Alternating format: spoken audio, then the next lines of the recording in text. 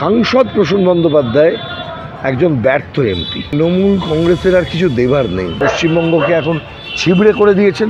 নবীন প্রবীণের দ্বন্দ্ব বলে রাজনীতিতে কোনো বস্তু হয় না। আমি বলেছিলাম যেদিন উনি বিজেপি জয়েন করেছিলেন যে justice Abhijit Ganguly is dead. Trinamool আর বিজেপির মধ্যে যেহেতু কোনো ফারাক নেই, ইলেকট্রাল বন্ডের টাকা নেবো, যে কোম্পানি বিজেপিকে টাকা দিয়েছে সেই কোম্পানি আমাকেও টাকা দিয়েছে, সেহালে বিজেপির বিরুদ্ধে বক্তব্য রাখার কোনো নৈতিক অধিকার তাদের থাকে না।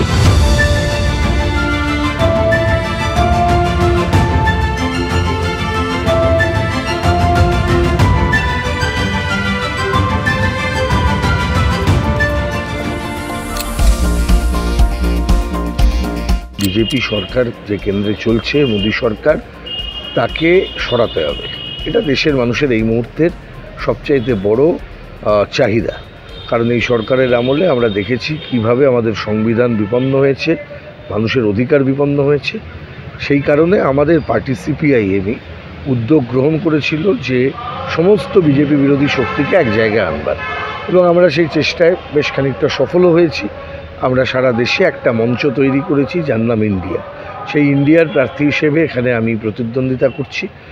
ইন্ডিয়া জোটে যারা ছিলেন সেই সময়, তাদের মধ্যে যারা নিজেদের স্বার্থে চলেছেন তারা নিজেরা সেখান থেকে বেরিয়ে গেছেন, এবং এই মুহূর্তে দাঁড়িয়ে যারা বিজেপির বিরুদ্ধে তারা কিন্তু এই ইন্ডিয়াতে রয়েছেন, কিন্তু যারা বিজেপির বিরুদ্ধে নয় তারা ইন্ডিয়ার বাইরে আছেন। সারা ভারতে প্রকৃতপক্ষে দুটো দলই এর বাইরে আছে, এক বিজেপি নিজে, আর একটি দল হচ্ছে তৃণমূল কংগ্রেস পশ্চিমবঙ্গ। আমি বিজেপির বিরোধী, মোদীর বিরোধী বলে যাচ্ছি, তারপরে আমি বলছি যে আমি এখানে জগন্নাথ মন্দির করব, আমি রামনবমীর মিছিলে অংশগ্রহণ করে ভোট চাইব। আবার একই রকমভাবে দেখবেন যে এই দুর্নীতি করব, ইলেকট্রাল বন্ডের টাকা নেব, যে কোম্পানি বিজেপিকে টাকা দিয়েছে সেই কোম্পানি আমাকেও টাকা দিয়েছে, সেহালে বিজেপির বিরুদ্ধে বক্তব্য রাখার কোনো নৈতিক অধিকার তাদের থাকে না। অ্যাকশানে বিচার করতে হবে লোককে। তাহলে তৃণমূল আর বিজেপির মধ্যে যেহেতু কোনো ফারাক নেই, সেই কারণেই আজকে দাঁড়িয়ে বামপন্থীদেরকে মানুষ বেছে নেবার জন্য বিকল্প সন্ধান করছেন, এবং আমি বিশ্বাস করি মানুষ বামপন্থীদের পক্ষে অনেক বেশি করে এবারে নির্বাচনে ভোট দেবেন, এবং বামপন্থীদের একটা উত্থান এই নির্বাচনে আমরা এক্সপেক্ট করছি। কথা বলে বুঝতে পারছি যে মানুষ এতদিন বলছিলেন, খানিকটা বিভ্রান্ত হয়েছিলেন যে এদেরকে সরাতে হবে, বিকল্পটা কী, সেই মানুষও কিন্তু আজকে আমাদেরকে বলছেন যে আপনাদের আসা দরকার, ফিরে আসা দরকার। অর্জুন পুরস্কারপ্রাপ্ত প্রসূন বন্দ্যোপাধ্যায়, ফুটবলার প্রসূন বন্দ্যোপাধ্যায়কে নিয়ে তো আমার কোনো কিছু বলার নেই, সে যোগ্যতা ধৃষ্টতা আমার নেই। কিন্তু সাংসদ প্রসূন বন্দ্যোপাধ্যায় একজন ব্যর্থ এমপি। এমপি হিসেবে তার কাজ ছিল আমাদের দেশে যখন বিজেপির সরকার একটার পর একটা ভয়ঙ্কর আইনগুলো পাশ করছেন, তখন সেখানে বিতর্ক করা, আলোচনা করা। প্রসূনবাবুকে আমরা কিন্তু কখনোই সেই বিতর্ক আলোচনা করতে দেখি। আর হাওড়া লোকসভা কেন্দ্র থেকে এই বিতার্কিক পার্লামেন্টারিয়ানরা বারবার গেছেন। সমর মুখার্জি হতে পারেন, বা কংগ্রেসের প্রিয়রঞ্জন দাশমুন্সী হতে পারেন, এরকম প্রচুর সাংসদ যারা হাওড়া থেকে জিতেছেন তারা কিন্তু বিতর্ক করেছেন, আলোচনা করেছেন, আইন প্রণয়নের ক্ষেত্রে গুরুত্বপূর্ণ ভূমিকা পালন করেছেন। প্রসূনবাবুর রোলটা কি বলুন তো এই গোটা প্রক্রিয়ার মধ্যে?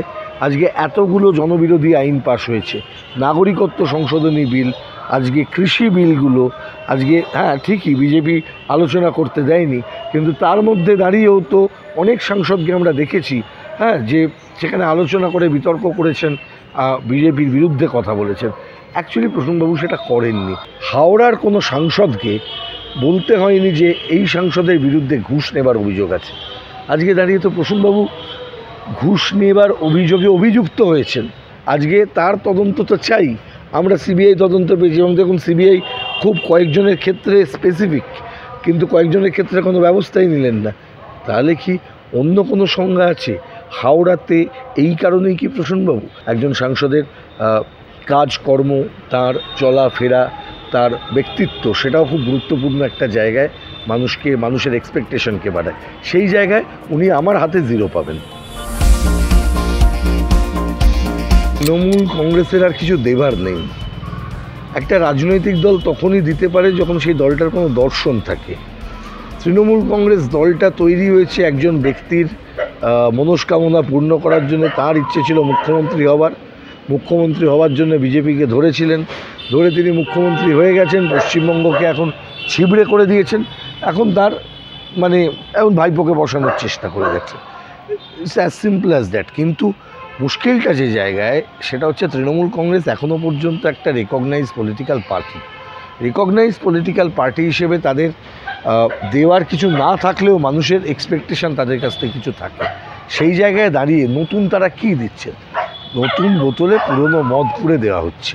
আজকে দাঁড়িয়ে যা জিনিস ঘটছে, আজকে দাঁড়িয়ে নবীন প্রবীণ সংঘাতের নামে যেটা দেখানো হচ্ছে, সেটা আসলে কিন্তু আরও একটা খারাপ জায়গায় নিয়ে যাচ্ছে। কল্যাণ বন্দ্যোপাধ্যায় সম্পর্কে কিছু লোক তখন এই মাতাল তোমায় জানতে হবে, আগামীকে মানতে হবে, নবীন প্রবীণ সংঘাতের নামে যেটা হচ্ছে, সেটা আসলে কিন্তু এলাকা দখলের লড়াই, ক্ষমতা দখলের লড়াই। এটাতে মানুষের কিচ্ছু চাওয়া পাওয়া নেই। নবীন প্রবীণের দ্বন্দ্ব বলে রাজনীতিতে কোনো বস্তু হয় না। রাজনীতিতে কাউকে প্রবীণ বলে রিজেক্ট করা যায় না, নবীন বলে তাকে আলাদা করে কিছু তুলে আনা যায় না। রাজনীতি একটা মিশেল, নবীন প্রবীণ মিশেলেই এটা হয়। রাজনীতি একটা বড় বিষয়, এটা আমাদের জীবন জীবিকার প্রশ্ন, ঘামের দামের প্রশ্ন, মজুরির প্রশ্ন, আমাদের চাকরি বাকরি সুরক্ষার প্রশ্ন, আজকে মানুষের জীবনের একটা স্থায়িত্বের প্রশ্ন। সেই জায়গাগুলোই যদি রাজনীতিতে অ্যাড্রেস না হয়, তাহলে সেটার থেকে মুখ ঘোরানোর জন্যে এরকম অনেক ফেক দ্বন্দ্ব তৈরি করা হয়, মানুষের দৃষ্টি যাতে সেদিকটাতে নিক্ষিপ্ত হয়। সেই জন্য এটা, এর বেশি কিছুই নয়। জাস্টিস অভিজিৎ গাঙ্গুলি, তিনি দুর্নীতি এক্সপোজ করার ক্ষেত্রে ঐতিহাসিক ভূমিকা পালন করেছিলেন এবং তার ফলে আজকে পর্যন্ত যা যা দেখছেন, এই যে দুর্নীতির প্রকৃত স্বরূপ উন্মোচিত হচ্ছে, তার একটা বড় ভূমিকা তাঁর ছিল। এবার যদি আপনি শুধু অভিজিৎ গাঙ্গুলিকে নিয়ে প্রশ্ন করেন, জাস্টিস অভিজিৎ গাঙ্গুলি নয়, অভিজিৎ গাঙ্গুলি, যখনই তিনি ভারতীয় জনতা পার্টিতে যুক্ত হয়েছেন, তখনই আমরা এই প্রশ্নটা তুলেছিলাম যে আপনি যা যা বললেন আজকে সেগুলো কিন্তু আপনাদের দল মানে বিজেপির ক্ষেত্রেও প্রযোজ্য। ওনার নেতা শুভেন্দু অধিকারী, আজকে যে কারণে প্রসূনবাবুকে আমরা আজকে বলছি যে নারদার স্টিং অপারেশনে তাকে দেখা গেছে টাকা নিতে, শুভেন্দুবাবুকেও তো দেখা গেছে নারদার স্টিং অপারেশনে কিছু একটা নিতে। তিনি বলছেন না না, ওটা টাকা কে বলল? তাহলে তো ওর আর্গুমেন্ট এখন কল্যাণ বন্দ্যোপাধ্যায়ের সেই যে আর্গুমেন্ট ছিল নারদা মামলার সময় যে অনুদান দিচ্ছে, এটা ঘুষ নয়, সেই আর্গুমেন্টের জায়গায় চলে যাচ্ছে। আজকে দাঁড়িয়ে সেটা একটা বড় সমস্যার সৃষ্টি করে দিচ্ছে। মানুষ কিন্তু কনফিউজড হয়ে যাচ্ছে, যার জন্য আমি বলেছিলাম যেদিন উনি বিজেপি জয়েন করেছিলেন যে justice Abhijit Ganguly is dead, তিনি মৃত, জাস্টিস গাঙ্গুলি ইজ ডেড, উনি জাস্টিস গাঙ্গুলি মারা গেছেন। এখন যিনি আছেন তিনি হচ্ছেন বিজেপির অভিজিৎ গাঙ্গুলি, তিনি নির্বাচনে প্রতিদ্বন্দ্বিতা করছেন। সন্দেশখালী আমাদেরকে দেখিয়েছে যে আমাদের সমাজে নারীদেরকে কিভাবে এক শ্রেণীর রাজনীতিবিদ ব্যবহার করেন, যেটা সমাজের খুব নোংরা একটা দিককে আজকে প্রাতিষ্ঠানিক এবং রাজনৈতিক রূপ দেওয়ার চেষ্টা করেছে তৃণমূল। দুই, তাদের মর্যাদাকে সম্পূর্ণভাবে হনন করা হয়েছে। দুই, যেটা করা হয়েছে সেটা হচ্ছে চৌর্যতন্ত্রকে প্রতিষ্ঠা করা হয়েছে। তিন, জমি, গরিব মানুষকে জমি থেকে উচ্ছেদ করে তাদের জমিতে নোনা জল ঢুকিয়ে দিয়ে সেখানে কিন্তু আজকে শাহজাহান বাহিনী অত্যাচার করেছে, মানে তৃণমূলের বাহিনী অত্যাচার করেছে গরিব মানুষের বিরুদ্ধে গিয়ে। এটা ওই রিভার্স ল্যান্ড রিফর্মস। আবার যেটা বামফ্রন্টকে সরানোর পর থেকে গোটা পশ্চিমবঙ্গে গরিব মানুষকে বামফ্রন্ট যে জমিতে পাট্টা দিয়েছিল, সেই গরিব মানুষকে আবার উচ্ছেদ করার চেষ্টা, যেটা সন্দেশখালী তার একটা মানে আমি বলবো যে একটা স্যাম্পল এটা থেকেছে। ফলে সন্দেশখালীতে এখন যেটা হচ্ছে একটা রেজিস্ট্যান্স, একটা প্রতিরোধ।